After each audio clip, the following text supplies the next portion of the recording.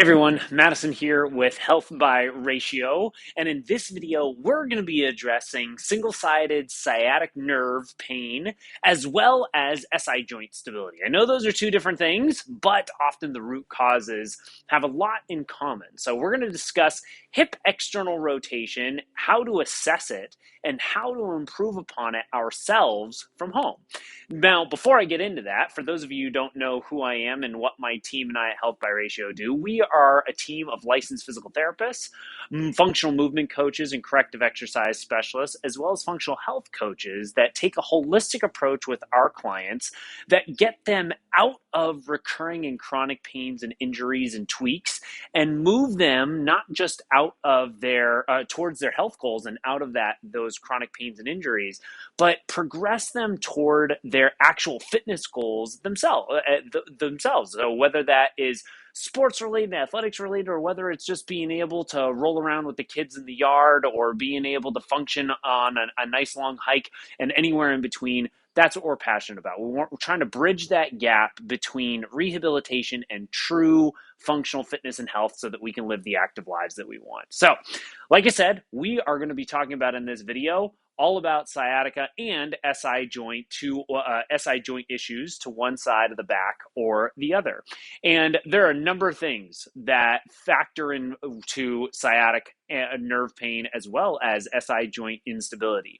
Hence why it's such an incredibly common thing for individuals, period, but especially with the clients that we work with, whether they are avid runners or whether they are like to do their HIIT boot camp classes or whether they're just people that like to walk the dogs on a regular basis. These single-sided issues of the back are that also can travel down the leg when it's nerve related, but these single-sided issues that stem from the back and hips are incredibly common due to the asymmetries that we end up having throughout the body. And there's a lot, like the way we move, whether symmetrically or not, stems from everything. Like it's not just like we're going to be talking about the hips today, but it also has to do with things that are happening in the ankles.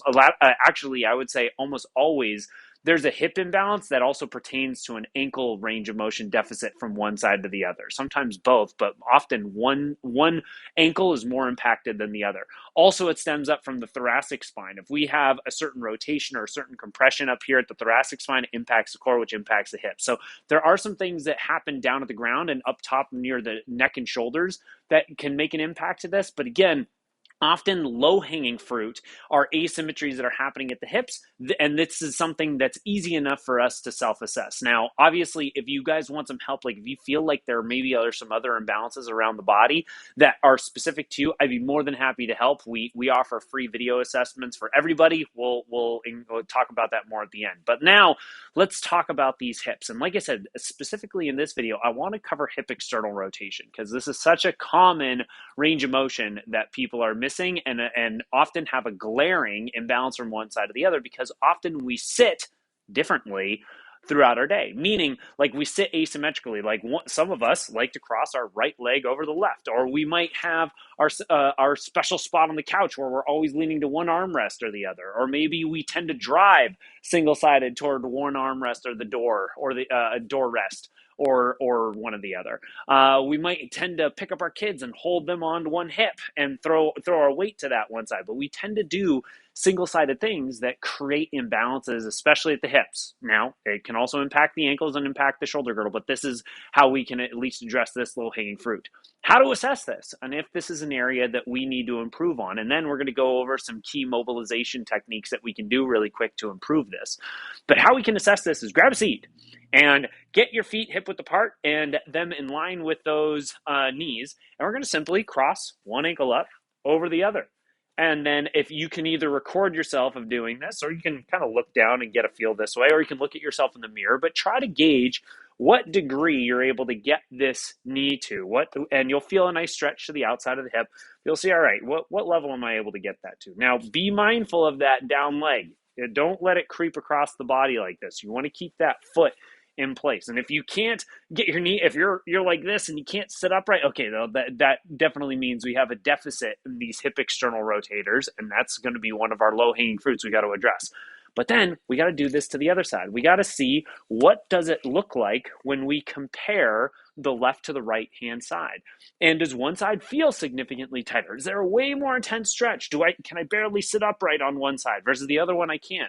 Is one knee down here versus the other knee is up here, down up at the chest or down by the hip? We got to take a look and see, is there an asymmetry? And if there is, that is probably one of the main root causes for why when we walk, we probably have a little bit of a subtle asymmetry in our gait. One hip throws a little bit wider than the other, or one leg whips a little bit more than the other.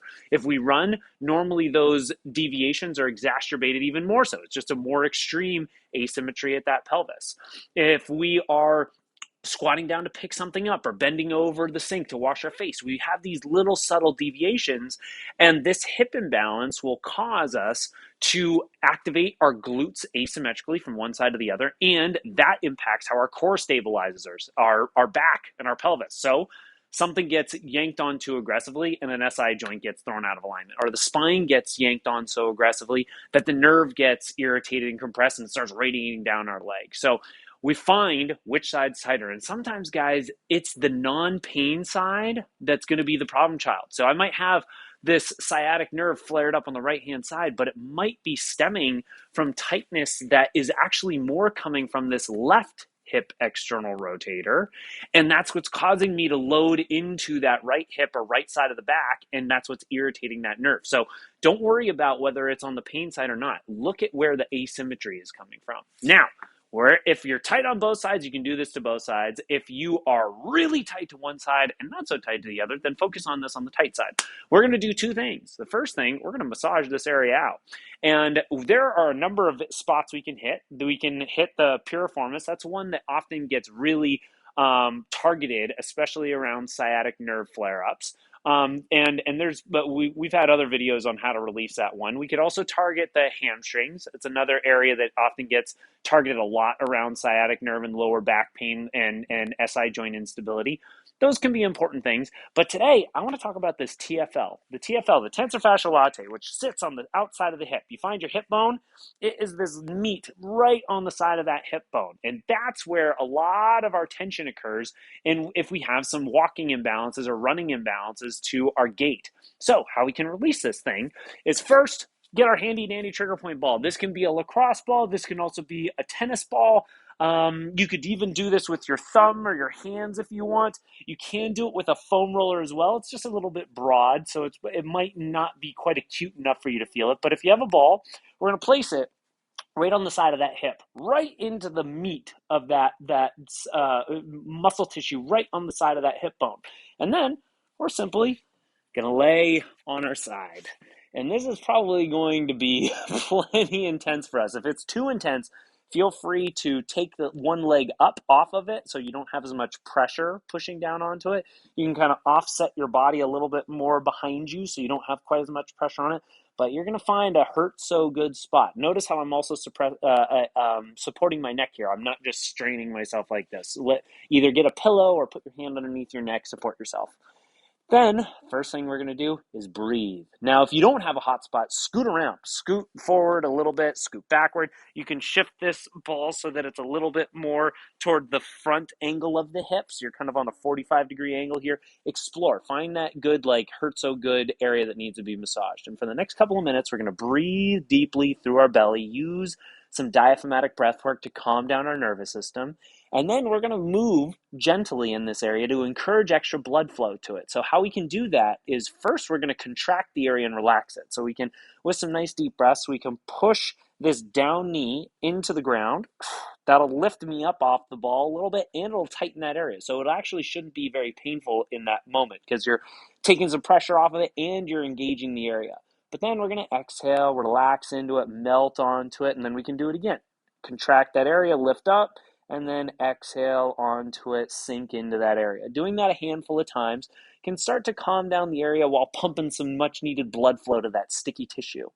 Then we can also move the leg a little bit and we can bend the knee and extend the knee and see if there's some other positions that need some work, some love. If I come up here and that's intense, I'm going to do the same thing with pushing that knee down and then relaxing it. Or if I feel it down here, I can push the leg in and then relax it that way.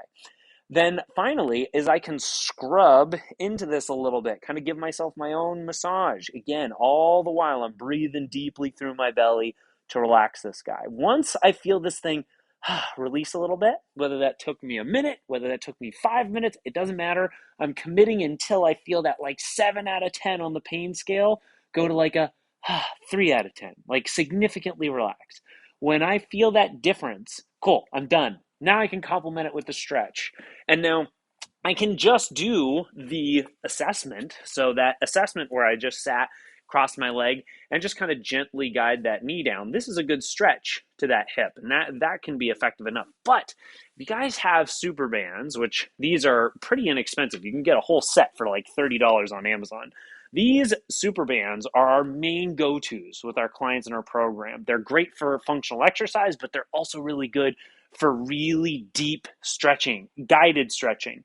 So what I can do here with this super band, if I have a nice good tension on this band, is I can wrap it around the top of my leg here, and I can cross my leg into that same figure four position that I was doing seated. And now as I'm here, I can breathe and exhale and guide my leg downward, but this band is actually pulling my whole hip capsule open, and I'm getting a really effective stretch with the added tension down there. And I can just hang out here for about 30 to 45 seconds, or I can even move in and out of this a little bit and create a little bit more dynamic range of motion to it. I can even incorporate some PNF work where I put my hand here and I brace against it. So I try to push my leg up into my hand for a couple of seconds and then exhale and relax and push away from my hand and try to go a little bit deeper. And then do it again, push into my hand and then exhale and push out. And that's how I can chip away at this hip external rotation and even them out and stop some of those tensions that are pulling us off to one side or the other. Now, this is one half of the equation. If we are getting pulled off to one side or the other, we got to figure out the mobility restrictions there. This hip external rotation protocol is great, but we also got to figure out the weaknesses. What part of our core, what part of our glutes, or is there anything happening down at the ankles or up at the thoracic spine that's not supporting us correctly, and how can we correct that on the stability side? Or if there's some mobility restrictions up, down, and below as well, we can address those additionally. But that's going to be what ultimately fixes the root causes of this. And if you're interested in getting some free help, guys, we will have the video or the link to our calendar below this video where you can select a day and time to schedule up some free calls with us. And we will take a look at how your body's moving in a number of different ways and be able to give you very specific information, a game plan on what you need to do to move your body back to full range of stable motion. Hope you guys enjoyed this. Let us know if you have any questions in the comments. We'll talk to you soon.